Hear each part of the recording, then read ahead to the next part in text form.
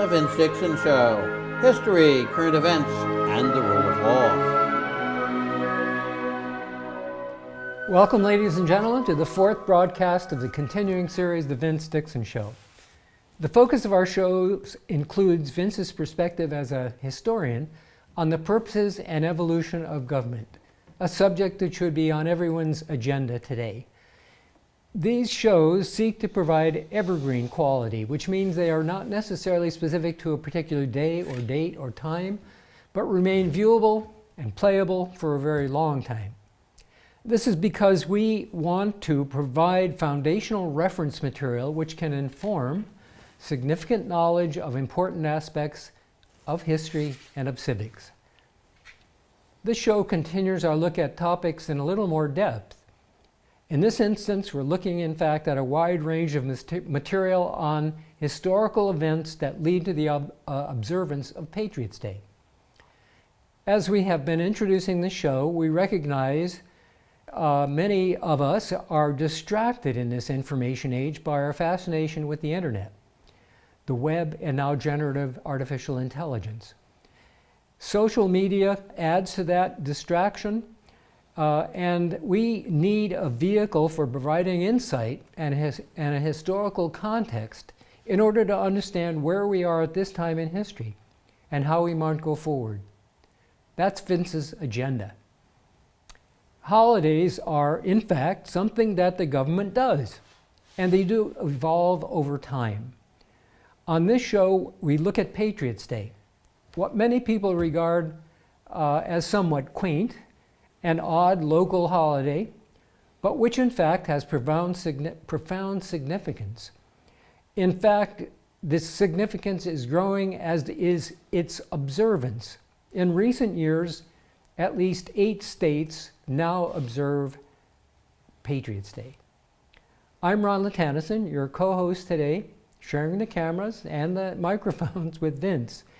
He's well known in Winchester and beyond, and it is my pleasure to continue to share these sessions with him. Vince, let's talk about Patriots' Day. Thank you, Welcome. Ron. This is an important part of the kind of thing we're doing on this show. And welcome to the Vince Dixon Show.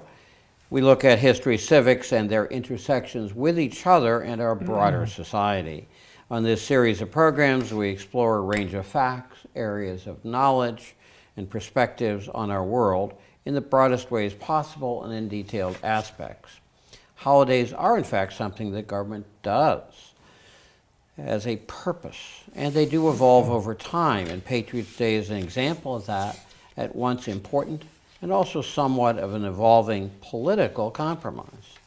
We welcome questions, thoughts, and ideas. When opinions are expressed, we seek to identify them as opinions. We live in a world where we need to explore more history, more facts about current events, and more thoughtful thinking about the future. Future shows will, in more depth, look at some of the significant thinkers, particularly the 3 great Greek thinkers who were Socrates, Plato, and Aristotle, and there were others. To remember them most easily, we could call them the Greek philosophers spa, Socrates, Plato, and Aristotle. They developed very significant thinking mechanisms and influence on the many succeeding generations since their lives, and this was important to the development of what we have. It is important to know and understand that the people, and particularly the individuals that crafted our constitutions, our laws, and ultimately the processes that lead to regulations, had read, considered, and debated the writings and thinking of these 3 great historical figures, and in many ways sought to apply such understandings. Many leading thinkers in England were influenced by thinkers on the European mainland, the continent. They were engaged in considering how to evolve English society in a forward direction, particularly as voyages of discovery expanded knowledge, commerce, incomes, and wealth as England built an empire, and other European groups built their own. John Locke is one of the philosopher's successors, and their American successors, such as John Adams and John Quincy Adams, interpret and imply important aspects of such thinking. While voyages of discovery were rough processes of claiming control over other people, often in other places, they did stir thinking across societies.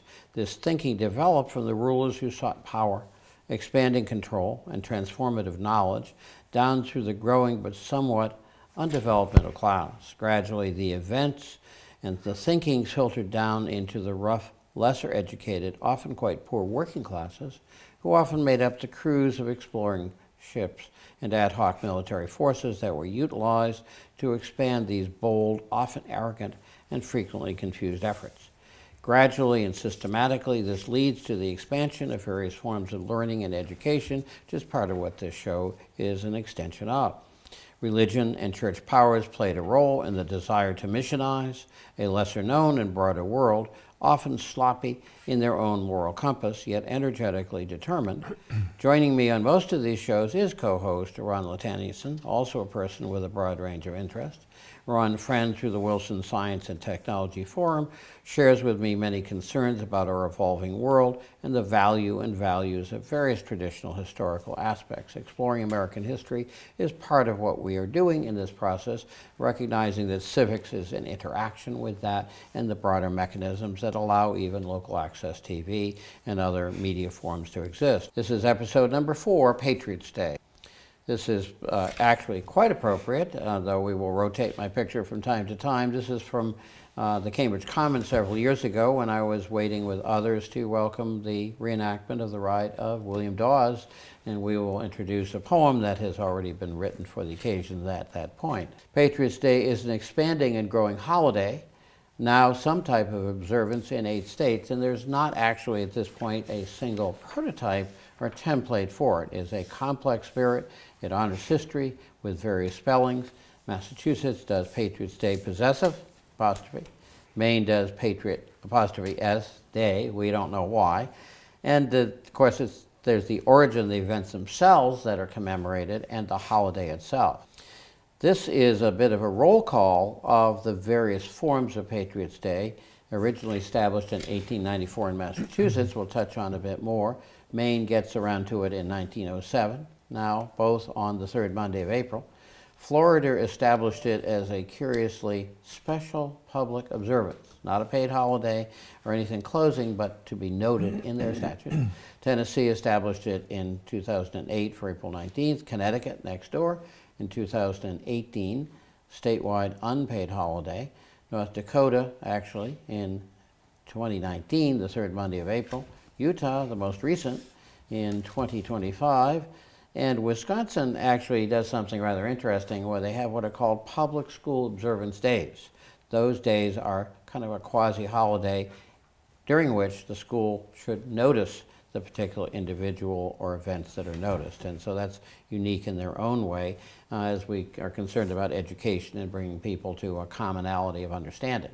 Purposes in government of holidays is a purpose of government, and it is something that we struggle with yet to this day, and it's something sometimes people talk about and sometimes they don't, but it's important to remember it originally descended from the term for holy day. And it was a day in which one is exempt from work, specifically a day marked by general suspension and commemoration. Of course, in recent years that's changed, so people seem to work on many of the important holidays, commercial interests wanting to make money at every opportunity, even at cost. And to some extent, these holidays, depending upon who originates them and how they get observed, are meant to inculcate, that is, to teach and impress by frequent repetitions or admonitions. Those who might have learned their multiplication tables or parts of speech, there's a certain amount of inculcation there so that you have tools to communicate with other people, and a holiday is meant to be part of that. There is certainly room for further discussion, perhaps further expansion of the Patriots Day holiday and observance. I was told years ago if about 20 states actually do something that's similar, then Congress at the national level sometimes will at least have a discussion as to what might be done. This is actually a curious intersection. Remember that Massachusetts was independent from Britain by its own understandings and legal actions by September of 1774, though they had been highly autonomous and self-governing before that. And what happens on April 19th is really the War of Independence of Massachusetts that already regarded itself as independent. It becomes the Siege of Boston, the Battle of Bunker Hill shortly after that, the formation of the Continental Army, which is as much political as it is military. And then on March 17th, the victory of Massachusetts, Evacuation Day, with the partnership of the development of the Continental Army. The generals of Washington were Massachusetts generals. It was the Massachusetts Provincial Congress that was running this war. And it transforms into a strengthened United Colony. General William Heath, not well known, but he's quite important. On April 19th, the British indeed went out to capture John Hancock and Samuel Adams, radical leaders, there's no question about that, and some of the military supplies, but they were ready because the British didn't belong beyond Boston, really didn't belong in Boston, and so as the British troops go out and then fighting ensues with the incidents that happen, well, General Heath, a general of Massachusetts, and President Warren of Massachusetts, also a general, arrive in the areas of Lexington and Concord and what we now call Arlington, and they begin to organize the troops, already militia that are there that are fighting the British, but the British notice that gradually you go from individual shots and skirmishes to what are organized volleys. These are generals who know what should be done, and Heath gets some credit for organizing that, as does President Warren. Notice it means the authority of Massachusetts is there in driving the British back into Boston. Dr. Warren, of course, the president and a general. A little-known figure who's actually quite important, later goes on to be a general in regular American forces, is the captain of the Peabody Militia in his 20s. He is distinguished in his combat command with the militia of Peabody, who answer to the area of what we call Massachusetts Avenue, the area of Monotony. That is, if you know Arlington Center, in that area. And his troops suffer casualties, but also accomplish some casualties of the invading British. Battle of Monotony is full scale. Some people say, oh, that's just another one of those skirmishes. No, this was a full-scale battle, and it shows how far along the war had already been. British forces were 700 originally, reinforced by 1,000 troops who come out from Boston in response to the alarm that there's more Patriots organized than they expected. Patriot forces from 13 different communities of Middlesex and Essex County, including Peabody, Danvers, Bedford, and others, organized and now gradually under stronger command. And there are now about 5,100 troops. So the Patriots have a superiority here of 3 or perhaps even 4 to 1. A series of heavy skirmishes and flanking maneuvers, and it leads to 25 dead Patriots and 40 dead British soldiers. The result is the British have to fight their way to Boston. They know not to go through Cambridge, where they had marched through, because organized resistance was even stronger potentially there. They fight their way back to the road to Charlestown, and the Siege of Boston has now begun. This is Arlington Center. If you look carefully, you see the trees and a park there in front of the Cyrus Dallin House. Cyrus Dallin, by the way, was an interesting sculptor who made the sculpture in the North End of Paul Revere on a horse, so there's a real connection. This is the area with an area of about 1 mile by half a mile where these heavy battles ensued and a great loss of life. Massachusetts, clearly, as you understand it, this is something that people don't always understand. Well, these people wanted to be British and part of the British Empire, and that's not really true in any significant way, because they recognized that things had gone badly and they were going to have to secure their independence. And so Massachusetts did have, and now has since September 1774, a strengthening independent government with all the needed functions. The Minutemen, contrary to what some people don't know, were actually partially paid. Depends upon how and what their affiliation was, but they were paid troops to respond if the British and others moved. The militia were the organized local groups. We tend to think of the militia as Minutemen. They were not. They were more or less volunteers with elected officers, and the committees of safety that were responsible for military arrangements. The evolution of Patriots' Day holiday itself is that in the late 1800s, Lexington thought, well, we have Lexington Day, and this is important. Maybe we get the Commonwealth of Massachusetts to go along with us. And Concord said, wait a second, we have Concord Day. And monotony is not even mentioned here. now called Arlington, and the compromise is Patriots Day. There was a fast day, which actually was on the third Monday of April, where people would pray for a good crop in the upcoming year and the reversal of bad fortunes if there had been any. And the compromise was, we might have too many holidays, let's get rid of fast day because church and state are no longer as important, and we'll replace it with this patriotic day. The early observance of that back to 1670, in 1894, it was essentially a trade-off, a compromise, so that Lexington and Concord and Arlington are all part of a statewide observance of Patriots Day, and we push aside fast day. And this is the governor who at least ordered that compromise. He's an interesting fellow, Frederick Thomas Green Helga, who was governor for a short period of time. Remember, governor's terms were one-year terms, and then they became two-year terms. And he first declared a Patriots Day by proclamation in 1894, already significant because he had been mayor of Lowell, Mass State Representative, a member of the U.S. House of Representatives, in the days of moderate and post-abolition, post-slavery Republicans. He was also the first foreign-born governor born in Lancashire near Manchester in England. Patriots Day established in 1894, the fast day gone. Most people don't know it. Maine made the same trade in 1907. In the meantime, gradually now we have the sense of a state holiday, and so the Boston Marathon was established, imitating the first modern Olympic marathon that had happened the year before, but deliberately linking Athenian and American spirits and struggle for liberty as part of it. And so you have a gradual series of events that build, that make April 19th, or Patriots Day, a more significant day. And really slowly, the bicentennial, 1975, is when gradually men have gotten together in reenactment militia groups. And there's a very large Concord militia in full uniform, and a number of other groups in Bedford and other places. And that's really when the full enactment style that we have today comes into its own.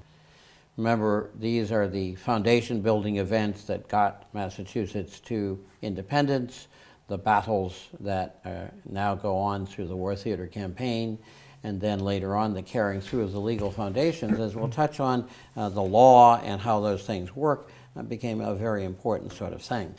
The Loyal Nine was a secret group in Boston that decided to organize against the British government. They were secret, and it leads to eventually the Sons of Liberty, the Daughters of Liberty, and others as well. And Benjamin Eads, a friend of Samuel Adams, who was a really powerful radical community organizer of a type at that time. Samuel Adams was the one who suggested the committees of correspondence. We would call them publicity or even propaganda today. And this is where you're beginning to move in a totally non-British direction.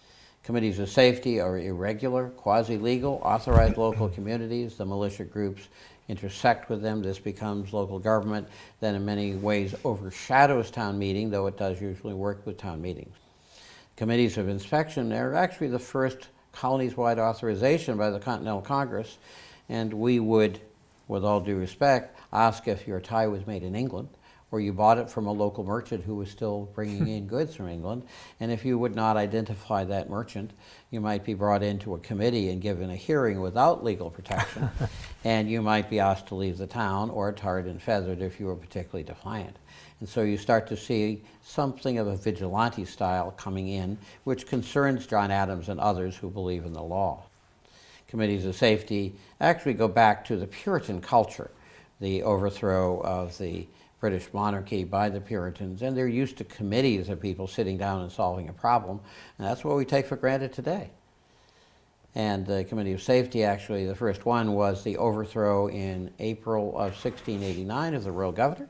The Committee of Safety organized Simon Bradstreet, the president of that council, the first president of Massachusetts. These three were organized by the Massachusetts Provincial Congress into a grand committee, and this becomes now governance at the local level. The shadow government now becomes a stronger government, and people get experience getting military supplies, thinking about how to tell British to get out or their neighbors to go away. The Provincial Congress of Massachusetts now established as an autonomous independent governance. The Rides of Paul Revere, by at least one account 18, not just the ride that didn't work out so well, providing local notice, but he had at least 18 rides, and I'm suggesting maybe before the days of Avis and Hertz, we might call it Rent-A-Horse, because he very specifically said, I have a horse and I do messaging for the Provincial Congress of Massachusetts, and he went all the way to Philadelphia carrying the Suffolk Resolves. This is a poem to add William Dawes. Paul Revere gets the publicity from the poem of Longfellow, which was actually an act of abolition support as we approached the Civil War. This poem of mine, William Dawes, supporting the structure of laws of neighbors and Massachusetts traditions, moving forward, helping those crafting new solutions. In the gloom of night, despite supposed British might, son of liberty of Patriot Party, of a long line, ancestral and descendants remarkably sublime, a later Vice President, Charles G. Dawes, a Nobel Peace Prize winner and witness against the filibuster. From Charles G. Dawes' later musical notes that it became It's All in the Game. Words of popularity and wisdom from Mayflower towards our eras, a brigadier general and earned Army Distinguished Service Medal. Fortunate and clever, bearing message from Boston, past the soon-to-close century, horse rider of correspondence and safety, successful rider on majestic beast who later upset him, weathered his compatriot Revere or Prescott, warning Hancock and Adams, risking arrest for a daring cause, or Dawes, who also went on in aiding that cause. Not just Revere or Prescott or even Dawes, may we feel the spirit of patriot daring and courage to do right and to do good, to have conscience and to respect messages, both ordinary and profound. Philosophies of government we touched on, we'll touch on that in future shows more. And this is a defense of the constitutions of government of the United States by John Adams. We will touch on more. It turns out a copy of this remarkable document, penned by John Adams while minister in England, sent to the governing people planning on the Constitution, is a remarkable defense of what we now assume is our U.S. Constitution. This is a closer look of it. Notice it's an institute of the Academy of Arts and Sciences at Boston, now located in Cambridge. And our time for discussion. We've put a lot out there, but there's a lot to be done. Well, there is indeed. I'm intrigued by the fact that this date, the special date, is called Patriots' Day. As I listened to your description, two things emerged. Number one, there are eight states, seven in addition to Massachusetts, which have begun to recognize Patriots' Day. And yet, the patriots we're talking about are people like the Minutemen and Paul Revere and Dawes and all of the folks who founded this country. So Patriots' Day could actually have been called Founders' Day if they had chosen. And so given all of that, what is the interest of the other states in the Union to celebrate Patriots' Day? It's a nice gesture, but what is their motivation? Well, it's kind of interesting because there seems to be no single pathway by which this is happening, unlike some other holidays or movements like the Dr. King birthday. But there was an observance in a few places of a Founders' Day, and that tended to be associated with the Congregational Church or the local government churches. So that might have prevented that from being used, or a confusion of that. Good point. You're right. This was the founding of the country, and the country was Massachusetts. The United States was not being founded here.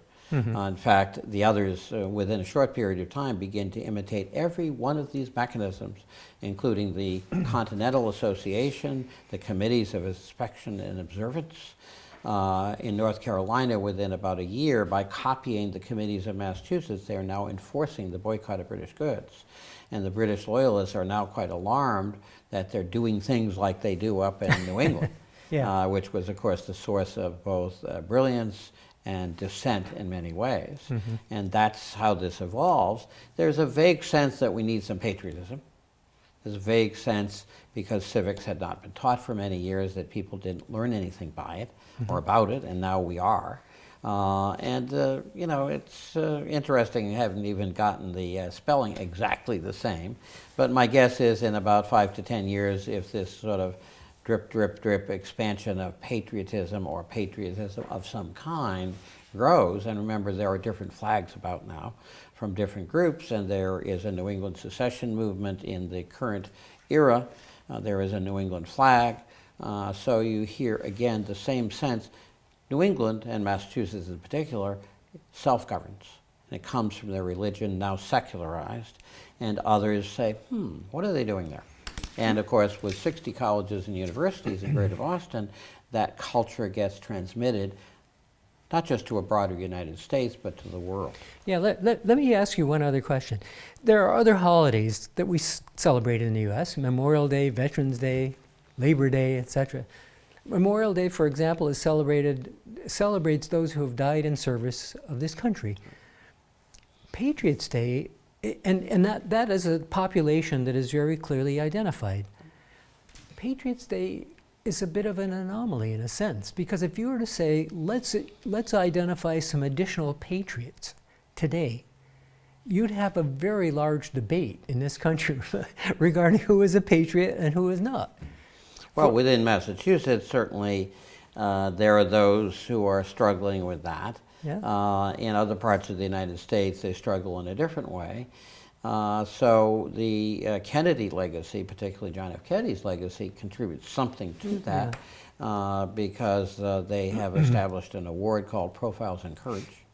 And people like John McCain, who are part of other countries in the United States, like Arizona, who've had other experiences, have been welcomed and given that award. And there is a third lantern for the third century of the United States as such. It's given at Old North Church around the Patriots' time. And what it really suggests is there is one common theme here, no question, and that is a sense of speaking your mind, of respecting self-government as an individual person, and cooperating with people horizontally to strengthen those, whatever the right is. Yeah. And it is not with, there is no accident that Massachusetts was early in abolition. Massachusetts was the first country of the United States to abolish slavery. By 1800, slavery was not legal, and there were not slaves here. And women were embraced in that, and women become part of the teaching corps of mass public education in the 1830s and 1840s, and become among the leaders. Male and female alike are importantly integrated. I'll tell you what really occurred to me, just the thought that if you were to ask President Trump, for example, were the people who stormed the Capitol on January 6th, were they patriots or criminals? He would obviously say they're patriots. But there are a lot of other people who consider them to have been criminal in their storming the Capitol to protest the outcome of the 2020 election. That's the kind of controversy that I think would occur if we extend Patriots Day nationwide. Who would identify which people belong in that list of patriots, unlike Memorial Day, which is very, very clearly defined? How would you define who's a patriot and who is not? Well, that's actually pretty easy, and John Adams would know pretty clearly that if you use violence against properly elected government, that you are on the wrong side of the American experience. I'll buy that. The Constitution. In fact, the people who organized the January 6th attack on the Capitol did execute a coup against the legal government of the United States without any authority and without any grievances. And they have been tried and either pleaded guilty or were convicted on a large scale. And Trump's administration has a rather uncertain relationship with the law. That's not really what we talk about here. Part of what we're talking about here is remembering what the constitutional basis of our system is. And John Adams, remember, understood the rule of law sufficiently that the Boston Massacre soldiers, the British soldiers who killed people who were sympathetic to the Patriot cause, he defended them. He defended the people who had killed colleagues or people here because he thought that people were entitled to the rule of law. And in the end, they received minimal punishment. Doesn't mean that he wasn't a patriot. Doesn't mean any of those things. In fact, what John Adams reflects is the maturation of somebody who was sympathetic to the local people here to guide them and provide the guardrails. Thank you for watching and listening. And we hope to see you back for another iteration of the Vince Dixon Show. Take care, ladies and gentlemen. Goodbye.